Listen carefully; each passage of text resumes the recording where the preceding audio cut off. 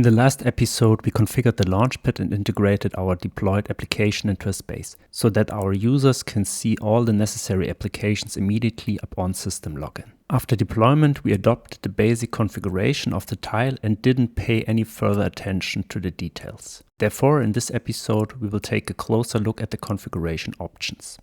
So we will create a new Launchpad app descriptor item. Since we can't change the deployed version locally, we can simply right-click in the Project Explorer to create a new item. We will give the item a new name and a description so we can find the artifact later. We will leave the sub UI5 Fiori application as the app type, since we want to create a configuration for it. The component ID is the unique ID we create during generation. This is a combination of the namespace and the module name. Content Assist helps you to find the appropriate component in the system. Here we are looking for the contact app. As with creating the app in the Business Application Studio, we also need to define the semantic object and the action. These are important for navigating the system and thus clearly determine the application to be called. In the upper part of the app descriptor, you will find information about the application and the type. Our component is also linked to the configuration here. Below you will find the navigation information, such as the semantic object, the action and additional navigation parameters that we can use for navigation in various scenarios. We will look at this part in more detail in a later article. In the lower section we find the tiles that we will also see later in the Launchpad. We can freely customize the tile ID and this will initially set the default tile. In principle, we can define multiple tiles directly for an application if we need them.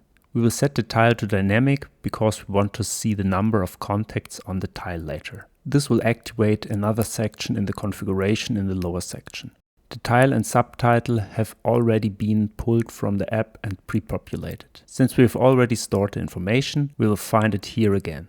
Next, we want to define an icon on the tile. You can find the search help for this using the browse button. However, we can't see the available icons or what they look like here. Therefore, you will find a link to the icon explorer in the video description. Since we now want to dynamically display a number on the tile, we still need to fill in the dynamic tile details. To do this, we need the service URL from which we want to get the information. In this case, you get the information from the service binding, for example.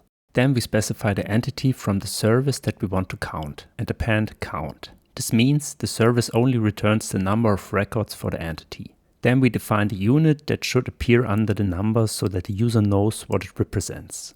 We set the refresh interval to 30 seconds. The current setting of 0 means that the number is read only once when the tile is loaded and then only when the Launchpad is refreshed. This means the number is read and updated at regular intervals.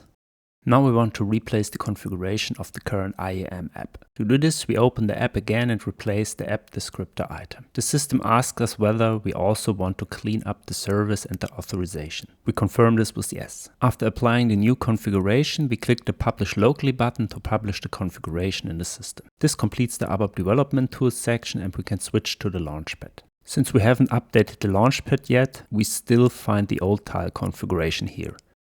If we perform an update, we receive an error because the area has been hidden. With the new tile, we have a new object in the system and must first make the adjustments here. For this, we switch to the Manage Launchpad Pages application to adjust the page. On the tile, we also see the information that is no longer in the scope of the role and is therefore no longer displayed. Let's remove the tile from the space.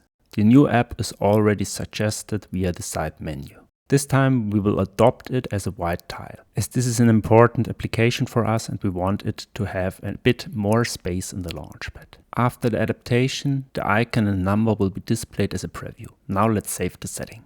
Since we have adjusted the permissions and assignment here, we need to log out of the Launchpad and log back in for the changes to take effect. After logging in, the Recycling Hero space will be visible again.